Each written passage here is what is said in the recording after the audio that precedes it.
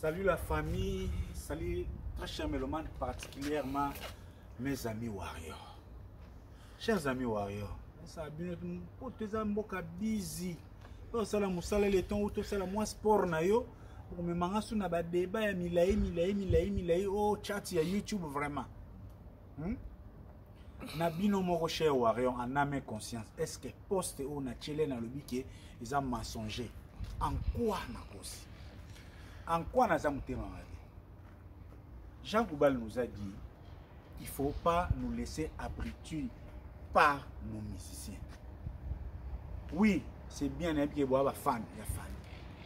Donc, nous avons sabino maintes fois. Si vous avez 1 plus 1 égale 3, vous avez un intérêt à faire. Donc, il faut dire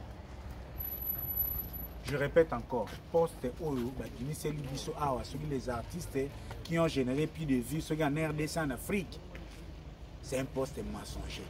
Je le prends dans la forme d'abord.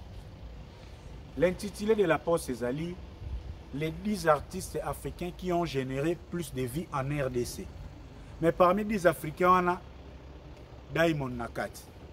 Parce que Diamond a eu 10 artistes africains qui ont généré des vies en RDC. Parce que Diamond était Tanzanie. Il y a beaucoup de temps à Badadjou. Si vous savez que Diamond est Tanzanien, mais il a généré des vies en RDC. Où est-ce que vous avez tiré ces statistiques? Parce que les données concernant chaque pays, ça va donner personnel. Il y a Diamond, il y a relation na YouTube. Parce que bino bozuli yango wapi. Bozuli yango wapi. Deuxièmement, regardez la forme de l'affiche. Même presque même format auquel il y a ça na Fali Poupa News. Page Instagram où il y a des chiffres. Même forme en termes de caractère, de background des années longues à Fali. Lorsque vous êtes devant une information, il faut d'abord tenir compte de la source. Qui a publié l'information? Ce sont les mêmes gens. Il y a des informations qui ont fallu à un film un prince à New York. Total film tout le monde mais comme on a une bande de sons. Vraiment. Où est-ce que vous voulez nous amener avec ce genre de communication? Et permettez-moi quand je cite Kelisha Roston, parce que en termes d'hypothèse, tout ça babantu, tout ça africain. Ceux qui déjà tout ça ils sont sur la quartier. C'est bungi botu nana. Mais lorsqu'il y a une fausse information concernant des chiffres, qui est le premier suspect? N'est-ce pas Kelisha Roston? N'est-ce pas Kelly et Moutou Melissa Fali na émission Natique Aloba et si bateki 55 000 CD? N'est-ce pas Kelly Moutou Yebisa Fali Aloba qui bon bazana la chanson non clippée les plus suivies na YouTube? Et tout cela c'est avéré faux. Et les exemples sont légion. Donc, moi, je suis toujours à l'aise lorsqu'il y a une information du côté de Fali de suspecter Kelisha Roston. Parce que c'est lui l'artisan des faux chiffres. Il y a un copie de chiffres. Il y a un acte de net copie de katana. Il y a faux chiffres. Si je peux aller dans les détails, dans les petits détails. Moutou Oyo a tiré affiche à soi-disant sur le talent de qui? Vous vous fondez au nom Azuyango na YouTube chat. Kende na YouTube chat, beta na Google. Ah Google bokanza kwa ngana comme ça Google nani?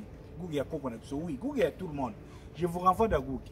Beta YouTube chat. Na YouTube chat kuna ezana ba poste ba onglet prédéfini. Eza onglet monde, période après yachi. Ba chara album chansons sur les titres les plus suivis, les artistes les plus suivis. Dans les 3 catégories, on a la catégorie option. Monde, on a quelques pays. Option, il y a chart na YouTube, il y a Afrique. Il y a des artistes africains, il y a Europe, il y a des continents, il y a des monde, il y a des pays. Et ce ne sont pas tous les pays. RDC, il y a pays Afrique, il y a Nigeria, Zimbabwe, Ouganda, Tanzanie.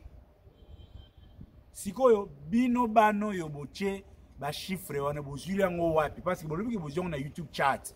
Na YouTube chat ba chiffre ya ba artiste ya RDC ezate.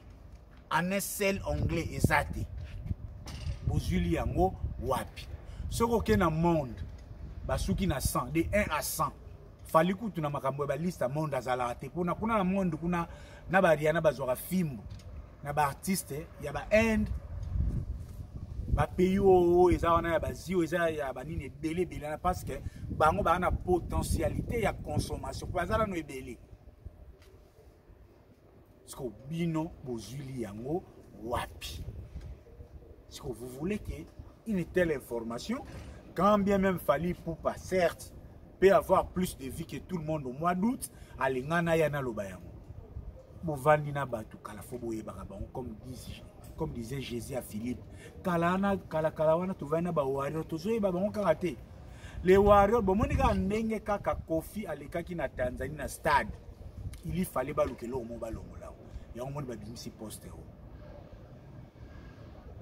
Car on est Kofi les na stade na Tanzanie, il y a un monde qui dispose Kofi ya na mibale. C'est Kofi qui est visé et indirectement Inosbi pour Inosbi nenga beta ki bango mbata non nenga so beta animation na ba view ba mission pour Inosbi. Na même ordre d'idée nenga kabu ya utu sala emsona ado. Car nenga lobi que non président El Mara soto ana kini so bengega président na malade a répondra tokos. Pour ba boma kabu ya ba bimisi ba vidéo ya allo téléphone les kakala. Fallait bien que ça soit une vidéo et animation. Nous sommes en cours dans ce studio.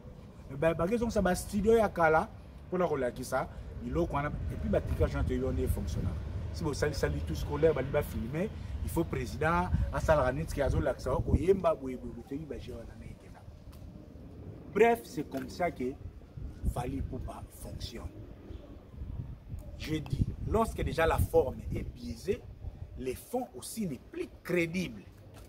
Donc, les chiffres wana ou ça n'engage que bateau parce que YouTube chat a bimisi na ba chiffre mois d'août parce que YouTube a sorti ba chiffre dernier ba chiffre YouTube chat ils a dit 20 au 26 août. Du 26 août si na les tourner de la semaine prochaine à reclôturer. Ce que avant azala qui na dit 20 du 13 au 20. YouTube a tchara par semaine, YouTube a tchara par mois. Bien, c'est bien bon, à cause ça appelle calcul général, il y a moins mobimba. Mais à Romone là bas Fally na ba ferré na ba nadej na anglais nin na côté nin parce que RDC ezate na monde chose à musika. So yé mutwana moneli ya ngwa ayo sa biso le biso akoyede pe biso nyonso to za l'éclairer. Yango bozo mona ba chart wana ba che ata affiche moko ya YouTube ezate. Bokanga ta photo la chart yango ya YouTube et sika est classé par artiste tout le monde a bien que le YouTube mutu a che eza poste ya YouTube tout le monde combo Fally liboso ya Kofi. Quand vous n'avez pas l'information, il ne faut pas chercher à créer l'information juste pour que Fally son appel na loba ngo bo même ça Fally ngambu tant que bozo lukabo chai numéro 1 musique à Congo est mystique. Est mystique. Parce que l'actualité que je sache chez Fally, ils ont anniversaire il y a Marco 6. Anniversaire à moi, nous Marco 6. Ils ont papa naïe, ils ont célébré. C'est ça l'actualité de Fally. Quand je dis ça, loin de moi l'idée de nuire à qui que ce soit. Je fais ça pour pousser l'artiste Fally Ipupa à même à Makambuna degré à Ranaïe. Fally Ipupa n'est pas un artiste le moindre. Babiloko amike miko ya ko créer ka lokwa ya basa Mobutu na âge à 8 ans abomara léopard ça s'est dépassé la communication là. Je le répète toujours, c'est dépassé. Fally a besoin à ça là autocritique générale. Il y a 15 ans de carrière naïe et le maintenant il est où est-ce qu'il vient aller parce que beaucoup de données ont changé. Kofi Olomide est libre de mouvement. Il n'ont subi ici il y a 3 ans. Ferregola est réveillé. Est-ce que tu as dit que en 2017? Non. Ce qui déjà, il y a des signes qui ne trompent pas. Ce qui MTV Award, l'air à ça la MTV Award à Ouganda. Azwa Inosbi a créé la catégorie meilleur artiste masculin en Afrique. Alors que Fally Ipupa na Inosbi na Guess Mawete, batien na bango na catégorie meilleur artiste d'Afrique centrale. Bon, on a été Inosbi batien na catégorie continentale, alors que Fally batien na catégorie régionale. Donc, ceux qui n'ont pas bien gagné qui trophée, ils n'ont pas bien bima meilleur artiste africain et il fallait aller bima meilleur artiste Afrique centrale. Ce sont des histoires qui doivent faire résonner. N'a pas trophée ne se fallait à Zoazan entre autres. N'a magam MTV Award, n'a biti. Dans une certaine mesure, il film où on a content côté. Mais Lelo a néo fallait avec un album. Les stars africains au bazar album ils se sont retrouvés dans biti Award. D'ailleurs mon goût à la qui tenait à Bakoko. Fallait était absent. Hein? Ils ont interpellé Binoté. Dans le festival à Londres, et comme Makambo, Covid restriction. Mais on a vu Alain Pela venir les vendredis rentrer les lignes. Tout ça, ce sont des locaux où il fallait à ça la introspection, bilan. Parce que les lots, Makambo changé. Les données à son côté. Fali doit encore revoir sa communication, sa